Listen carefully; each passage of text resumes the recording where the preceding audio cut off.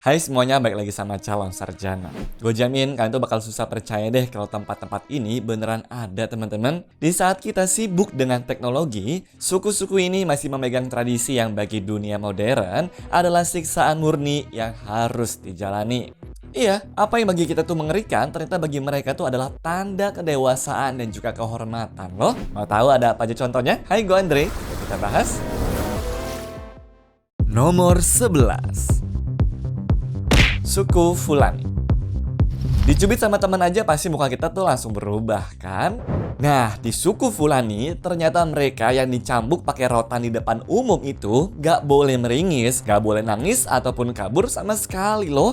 Soalnya tradisi bernama Syaro ini tuh memang udah ada turun-temurun, dimana kalau kalian tetap tenang waktu dihajar, maka akan dianggap sebagai pria sejati teman-teman yang punya kekuatan mental baja.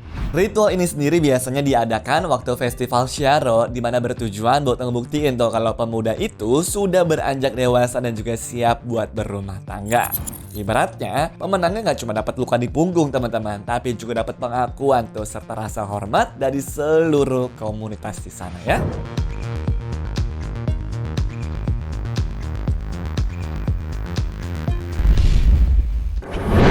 Nomor 10.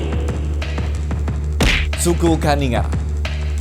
Berhubung suku Kaninggara di Papua Nugini tuh menganggap hewan buaya itu sebagai nenek moyang mereka, masyarakat sana biasanya tuh rela kulitnya itu disayat-sayat pakai bambu tajam sampai membentuk pola yang mirip seperti sisik buaya seperti ini teman-teman, cuma demi dapat kekuatan dari sang leluhur loh. Tradisi ini ditujukan buat remaja cowok di sana ya, dimana peralihan ke masa dewasa itu bukan dirayain pakai pesta, melainkan lewat ritual kali ini. Masalahnya prosesnya tuh nggak sebentar teman-teman. Mereka harus bisa menahan sakitnya berhari-hari dan tanpa dikasih obat bius sama sekali. Nah, luka menganga itu pun juga nantinya sengaja nggak langsung disembuhin loh. Mereka bakal ngolesin tanah liat dan juga minyak khusus ke dalam lukanya biar meradang dan juga ngebentuk keloid dengan pola presisi yang persis banget seperti sisik buaya. Dan lewat siksaan berdarah ini, roh buaya itu dipercaya bakal masuk menyatu ke dalam tubuh, kemudian menghapus sisa sifat anak-anak mereka dan mengubahnya menjadi pria sejati yang kebal sama rasa sakit. Untungnya di budaya gue itu nggak kayak begini ya. Bisa overthinking setiap hari sih kalau gue di posisi mereka guys. Soalnya bener-bener kalau nggak diginiin, dianggapnya tuh belum sah jadi cowok loh.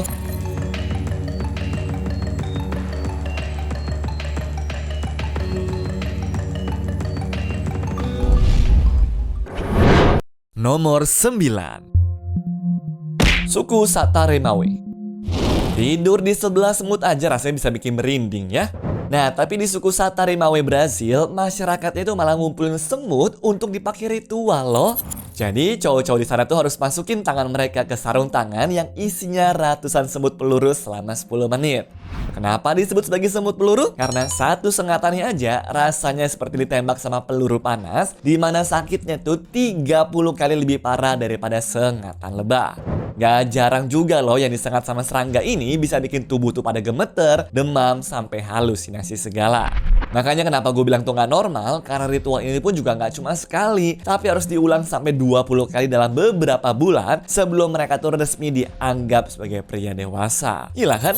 Masalahnya juga nih guys, sepanjang prosesnya pun juga mereka tuh gak boleh nangis ataupun ngerintih kesakitan kalau mau sah diakui sebagai pria sejati dan prajurit pelindung suku juga. Dan sini Mercy.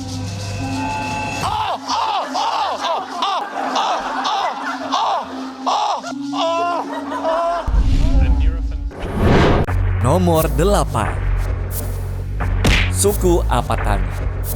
Kalau dari tadi tradisinya tuh ada buat bikin pria dewasa atau menandakan mereka tuh siap berkeluarga. Nah, tradisi yang satu ini berbeda lagi alasannya teman-teman.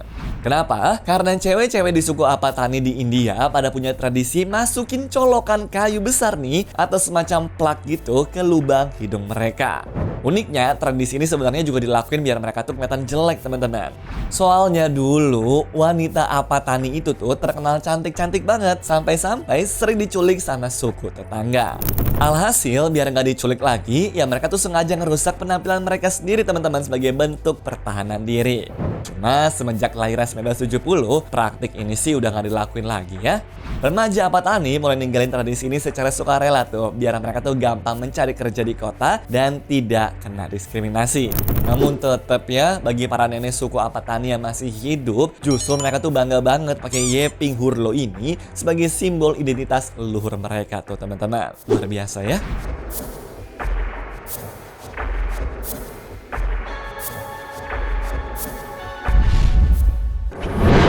Nomor 7. Suku Dani. Di tanah air tercinta atau tepatnya di Papua, ada suku Dani tuh teman-teman yang punya tradisi unik yang diberi nama sebagai Iki Palek ya. Jadi buat kalian yang nggak tahu, ini adalah tradisi potong ruas jari yang biasanya dipakai sebagai bentuk duka yang mendalam apabila ada anggota keluarga yang meninggal. Nantinya jari yang mau dipotong pun juga biasanya bakal diikat dulu biar mati rasa, terus dipotong tuh pakai batu tajam. Gila kan? Dipotong pakai pisau bedah aja ngilu, apalagi pakai batu coba. Pokoknya semakin banyak ruas jari yang hilang, itu tandanya tuh semakin banyak duka yang sudah dilewati sama wanita tersebut. Dan walaupun sekarang sudah jarang banget dilakuin karena aturan pemerintah, tapi ibu-ibu di Papua tuh biasanya masih ngelakuin hal ini kok.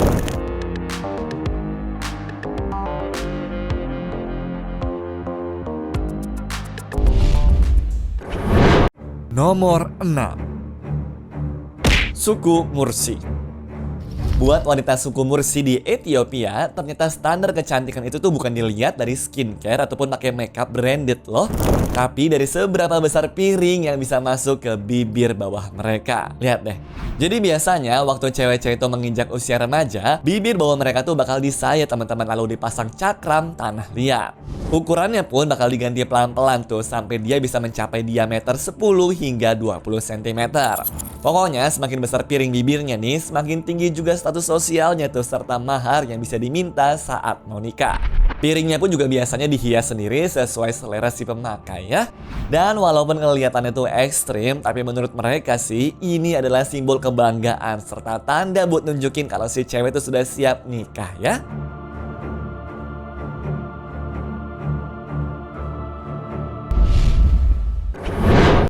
Nomor 5. Suku Hamar. Kata siapa cewek doang tuh yang harus siap-siap buat nikah? Soalnya kalau di suku Hamar, ternyata cowok-cowok tuh punya ujian tersendiri loh waktu mereka tuh mutusin buat pengen nikah ya. Namanya adalah tradisi bull jumping, dimana si calon pengantin prianya nih harus lari bolak-balik sebanyak 6 kali di atas punggung barisan sapi sekitar 15 sampai dengan 30 ekor gitu. Dan gak boleh jatuh ya. Soalnya kalau sampai jatuh, wah, selain malunya tuh nggak ketulungan teman-teman, tapi dia juga nggak bakal diizinin nikah sampai berhasil di kesempatan berikutnya guys. Namun yang unik ternyata bukan cuma itu doang, melainkan karena sebelum ritual utamanya itu dimulai, ada tradisi di mana saudara-saudara perempuan si pemudanya bakal joget-joget dan juga minta dicambuk tuh punggungnya pakai sebuah ranting pohon oleh pria lain. Alasannya tahu nggak apa? Karena bekas luka cambuk itu dianggap sebagai bukti cinta dan juga dukungan mereka buat saudara laki-lakinya. Unik banget kan? Tapi buat suku Hamar ini semua tuh ada maknanya. Dimana ritual lompat sapi tadi teman-teman adalah tanda kalau si pemudanya tuh sudah dewasa, sudah tangguh dan juga siap punya ternak sendiri buat nafkahin keluarga. Sedangkan bekas luka di punggung para wanita bakal menjadi hutang budi buat si pria. Ibaratnya sih, kalau suatu saat saudara perempuan itu butuh bantuan, ya si pria itu wajib bantu karena mereka tuh sudah berkorban. Luar biasa ya.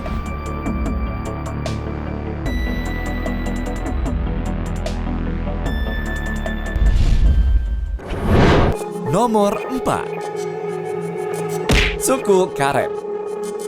Pasti teman-teman pada pernah lihat kan foto-foto cewek yang lehernya itu panjang banget dan juga dipakai tumpukan cincin kuningan seperti ini? Ini nih contohnya. Nah, yang kalian lihat itu tuh biasanya adalah para wanita dari suku Karen ataupun Kayan ya. Tradisi ini sendiri biasanya sudah dimulai dari mereka tuh masih kecil teman-teman, dimana sekitar umur 5 tahun gitu ya. Yang awalnya cuma beberapa lingkar, tapi seiring bertambahnya usia, jumlah cincinnya pun juga bakal ditambah tuh sampai leher mereka kelihatan jenjang banget. Namun banyak mitos sih guys yang beredar soal asal-usul tradisi ini. Ada yang bilang dulu cincin itu buat melindungi leher mereka dari gigitan harimau di hutan ya. Atau ada juga yang percaya tuh biar mereka tuh mirip seperti naga. Atau ada juga yang bilang biar nggak dideketin sama roh jahat juga. Cuma katanya nih secara fakta medis, cincin ini nggak benar-benar memanjangkan tulang leher mereka kok. Yang ada berat cincin kuningan itu tuh neken tulang selangka serta rusuk atas mereka ke bawah, sehingga tercipta ilusi seolah-olah leher mereka menjadi panjang banget. Ya walaupun bagi kita nih kelihatan menyiksa, tapi buat wanita suku Karen sendiri teman-teman, cincin leher ini adalah simbol kecantikan, status sosial, serta kebanggaan budayanya juga. Pokoknya semakin panjang lehernya, maka semakin juga dianggap cantik tuh dan juga terpandang di matanya masyarakatnya ya.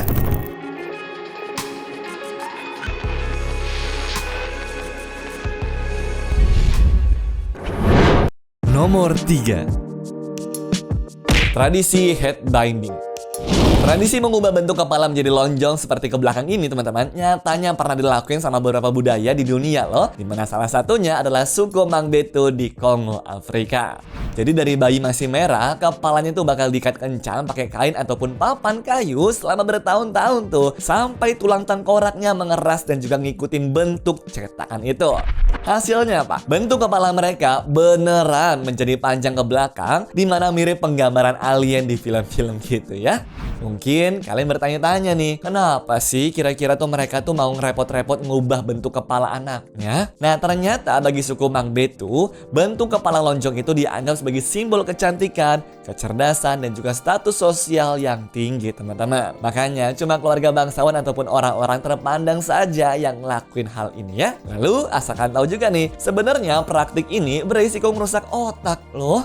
Namun ada juga beberapa ahli yang bilang kalau dilakuinnya secara pelan-pelan sejak bayi, kemungkinan besar sih otaknya tuh bakal beradaptasi dan gak nimbulin kerusakan mental yang serius juga kok. Namun gimana nih menurut kalian teman-teman?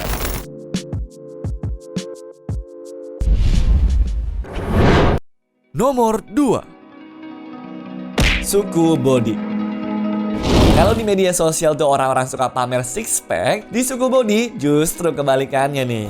Jadi mereka tuh punya festival tahunan bernama KL ya, yang isinya adalah kontes buat nyari pria dengan perut paling buncit dan juga badan paling gemuk juga. Nah, teman-teman yang mungkin ngerasa punya fisik seperti itu, boleh banget kali ya jadi ikutan main ke sana. Aturan mainnya pun juga unik banget tuh guys, karena setiap klan di sana nih bakal milih satu pria doang bujangan buat ikutannya. Lalu selama 6 bulan penuh sebelum festival, pria-pria terpilih ini bakal dikarantina di gubuk khusus tuh dan gak boleh ngelakuin aktivitas fisik apapun juga. Pokoknya tugas mereka cuma satu teman-teman, yaitu makan doang deh pokoknya. Nah, menu diet buat ngebuncitin perut ini juga nggak main-main loh. Mereka diwajibin teman-teman minum campuran susu sapi segar serta darah sapi dalam jumlah ekstra setiap harinya. Kadang mereka tuh sampai harus muntah, tapi habis itu tetap harus lanjut minum ya. Apalagi bagi suku Bodi, itu tuh hewan suci, sehingga mereka tuh nggak bisa ngebunuh sapinya teman-teman. Dan waktu hari H Festival KL, pria-pria buncit ini bakal keluar dari gubuk sambil telanjang serta jalan keliling di depan komunitas buat dinilai juga. Udah kayak fashion show deh pokoknya. Nantinya juga nih teman-teman, pemenang itu nggak bakal dapat uang, tapi bakal dapat kehormatan yang luar biasa dari seluruh suku di sana. Tapi jangan ngerasa aneh ya. Soalnya bagi suku Bodi, kegemukan itu adalah lambang kekayaan, kemakmuran, dan juga kekuatan sebuah klan juga loh. Jadi semakin buncit perut kalian, maka semakin ganteng dan juga dianggap pahlawan juga di mata mereka. Menarik banget kan?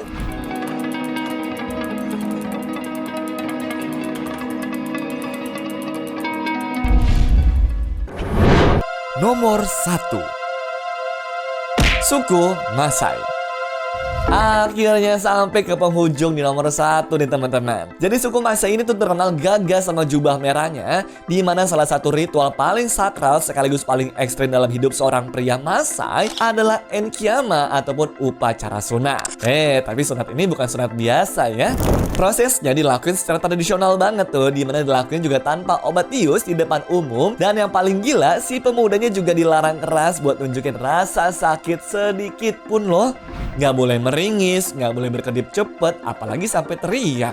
Nah, kalau sampai iya nih, wah fix lah bakal jadi aib besar buat dirinya sendiri serta keluarganya seumur hidup. Namun kalau sampai berhasil, kebanggaannya sih nggak ada obatnya guys.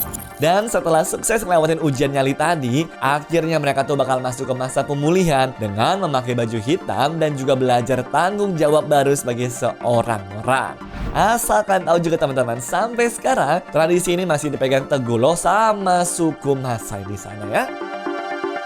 Anyways, cukup sampai di sini ya guys video hari ini. Sampai jumpa di video selanjutnya. Dah.